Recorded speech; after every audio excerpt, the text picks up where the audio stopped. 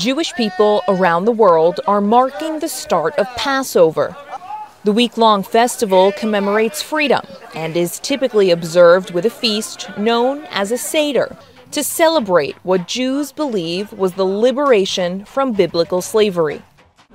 But this year, celebrations are muted, overshadowed by Israel's war and the captives still being held in Gaza. All we do is pray for them. Doing these things also help them, because we do it for the people that cannot do it right now. We do all the Shabbat, all the festivities, all that we are doing, we do it for them. We pray for them all the days.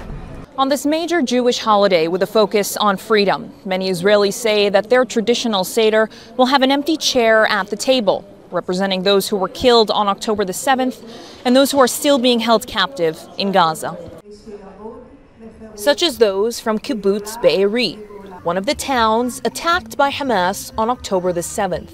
These Israelis are holding a Seder for their entire town in what's become known as Hostage Square, in the heart of Tel Aviv.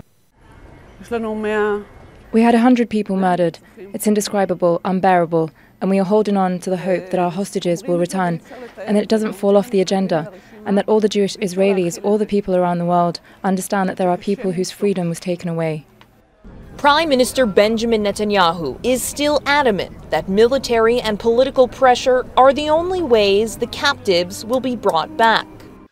On this Passover Seder night, our hostages in Hamas's captivity stand before us. Their suffering and the suffering of their families breaks our hearts and only strengthens our determination to return them.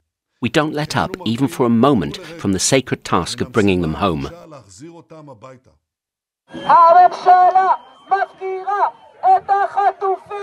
In a protest outside Netanyahu's house, demonstrators set fire to a symbolic Seder table. It's the latest event in a series of protests calling for their loved ones' release. But nearly 200 days into the war, many Israelis say the government's promises are empty. Hamdah, Salhut, Jazeera, Tel Aviv. Make sure to subscribe to our channel to get the latest news from Al Jazeera.